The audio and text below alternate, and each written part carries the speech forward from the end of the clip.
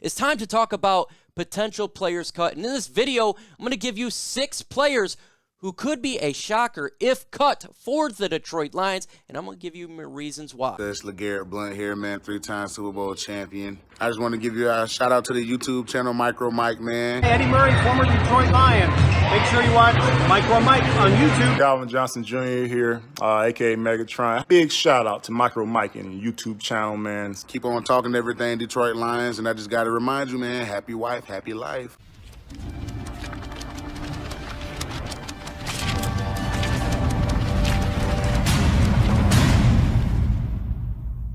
Would you like to make some easy cash? Well, you can do it with chatsports.com/lionsbet. Bet us. Hey, don't need to go to a casino. Don't need to do a scratch-off ticket. You have more chance to win here. And it's simple, man. By signing up, you get a 125% deposit bonus with the promo code LIONS125. Let me show you how to get it done. Type in chatsports.com/lionsbet. It's going to take you to this website here.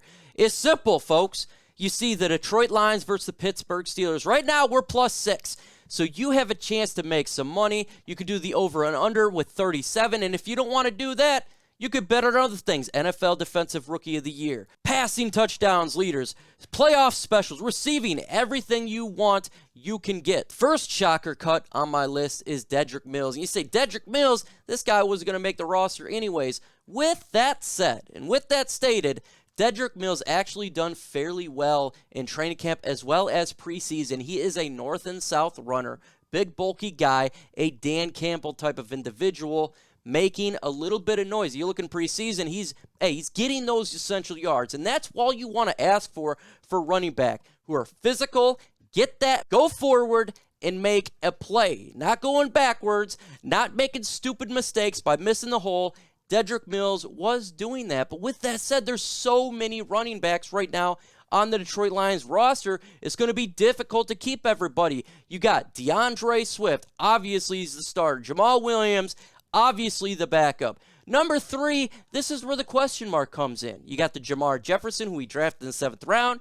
You got Craig Reynolds, who we picked up and had a very good game in preseason. Derrick Mills for sure, and obviously the fullback Jason Cabinda. You can't keep everybody, and I think the Detroit Lions are going to go with 4, 1 including Jason Cabinda. So that leaves other players off the roster, and one of those guys is someone I really do like. I like Derrick Mills. I think he's a guy the Lions could develop, potentially throw him on the practice squad, and if there's an injury, bring him on up, and he would fit in right well with what the Lions are trying to do on offense and running the football just like Anthony Lynn wants. I want to know what you guys think. Who is the backup quarterback going to be? Tim Boyle or David Blough? This is simple. Go under the pinned comment, T for Tim Boyle if you think he's going to be the backup, or D for David Blough if you believe he's going to be the backup. Let's get the conversation flowing. Another surprise player on my list is linebacker Jahlani Tavai. Why would it be a surprise? Well, we drafted him just a little bit ago, 2nd round. When you invest that type of capital into a player, you want this player to develop and be an integral part of this said defense. But that's not the case. Last year, Jahlani Tavai looked out of place. He was slow, looking horrendous. Now there was said to be, with a new defensive coordinator, with Aaron Glenn, with a better defensive line that we got, then him losing 17 pounds would help out. All that came in together, and what was the net result? Still sucking on the field, sucking wind. He was slow. He was out of lineup. He didn't hit the holes. He couldn't tackle, missed tackles.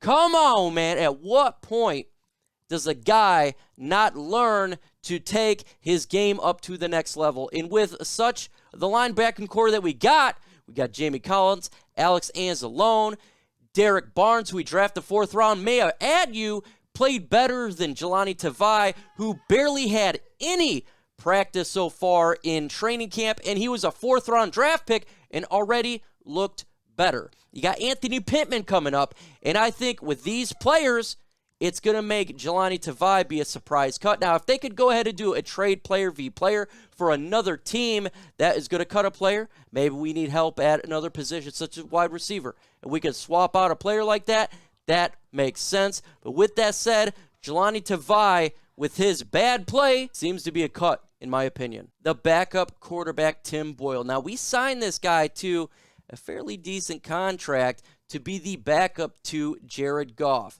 And he's the prototypical quarterback with the big arm, the size, and the stature to sling that football from what we need of a backup. With that said, week 1 preseason game versus the Buffalo Bills, Tim Boyle looked out of place. He looked rushed. He was throwing bad passes over the receiver and in front of the receiver. Should have had multiple interceptions if it wasn't for some penalties. Tim Boyle looked out of place on the field under the lights. And we've seen what Dan Campbell said. Players may look really good in training camp. They may be comfortable, but when the lights come on, they may be completely different. And that's what we saw from Tim Boyle. I'm not saying he had an outstanding training camp or anything like that, but he showed promise. But when the lights came on, he did not. Now, he's in a big-time battle with David Blough. Who's going to come out the winner? Well, David Blough looked fairly decent in preseason. He didn't look rushed. He looked comfortable, knew the playbook, and was throwing the ball significantly better than Tim Boyle. Now, there's still more time for the backup battle, and they're going to use these next 2 preseason games to see who wins that position. So we still got a shot. With that said, right now, it's not looking good. He's got to do a better performance. Tim Boyle better get his job done, and he better start it quick or he's going to be out. Let's get to 200 likes in this video, and with your help, we can get it done. Yes, because this channel is dedicated to all Lions fans. We're going against legacy media, and we want this content to get out there because all they do is talk bad about our team. Well, let's get this content out there and show them that, yes, we as a fan base do have a voice. Smash that like button. Sage Surratt, wide receiver. He shouldn't be a surprise cut. The Lions have other receivers. When Sage Surratt came in as an undrafted rookie, he has the size. He has some athleticism. We thought with the bad depth that Sage Surratt would have a chance to make this roster because that's what you want is the young guys coming in to make it an impact. We didn't have the greatest depth coming into this bad boy. Sage Surratt had a chance. With that said, he's not showing that much right now. And with other receivers starting to make some plays, such as Tom Kennedy coming in there, making every opportunity he could. Khalif Raymond, small guy, getting separation, getting those balls in his hands, completing it. It's pushing players such as Sage Surratt out of the way. Now, we look at the depth chart at the wide receiver position. You got Tyrell Williams 1, Brashard Perriman 2. Looks like Amon-Ra St. Brown's 3. You're going to have Quintez Cephas, and battling for that 5th spot. And I think Khalif Raymond right now with more experience, specifically, obviously, when it comes to special teams, potentially being the kick returner and punt returner, that will give him more of the spot over. Now, it doesn't mean Sage Surratt's career is over. He could go to the practice squad. In my opinion, that's where he should be, given time to develop. And I don't think another team will poach him off there. It's potential. But right now, he potentially has a chance to be on the special teams and be cut from the current roster. Jermar Jefferson, Lions' 7th-round draft pick, would be a surprise cut. Why? Because we coming into this thing by selecting him in the 7th round and then cutting Kerryon Johnson, that he would be the number 3 guy. And he has the speed. He has a very good juke. I personally seen it. And I think he's got a high ceiling. With that said, there are other running backs that are making some noise, i.e. Craig came in out of nowhere, 49 yards, touchdown, looking very good. Didn't even know the playbook, didn't even know the players, and made an impact. Now, it's early. It's just one preseason game, so there's more time to develop. But he showed flashes. He showed ability, and that's what you want from a player trying to make the roster. Jermar Jefferson, he's got a good ceiling. I think the Lions could stash him on the practice squad.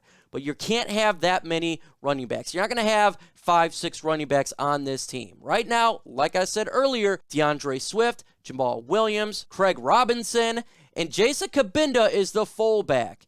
And right now, the battling for that one spot, could it be the Craig? Could it be Dedrick? Could it be Jermar? That is the battle right now for the other running back spot. And I think right now, Craig Reynolds has the upper hand, and it will push Jermar Jefferson, our 7th-round draft pick, to the practice squad. Lastly, and surely not least on my list, is wide receiver Victor Bolden. Victor Bolden in training camp was making some noise. We heard everything about him, the raves. He was getting open. He was catching everything that came into his hands. This guy was being a stud in training camp, and that's exactly what we want to see. We want to see a young guy come in and make some noise because we need help for that wide receiver position. Jared Goff needs all the help he can get, so it looked like, man, this guy could potentially make the roster.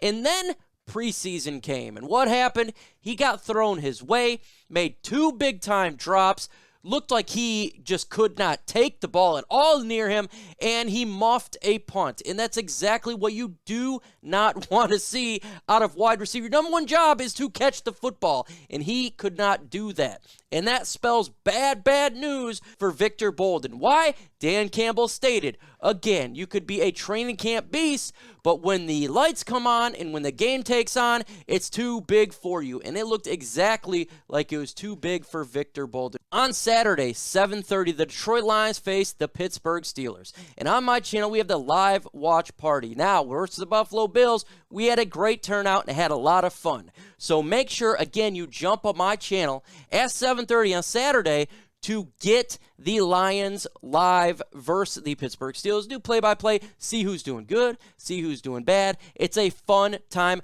Come on down on Saturday. And on Thursday, we got the One Pride podcast on my channel at 6:30 p.m.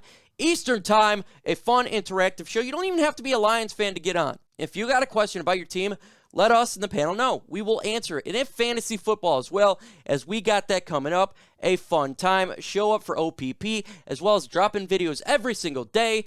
Make sure you hit that notification bell so you don't miss out.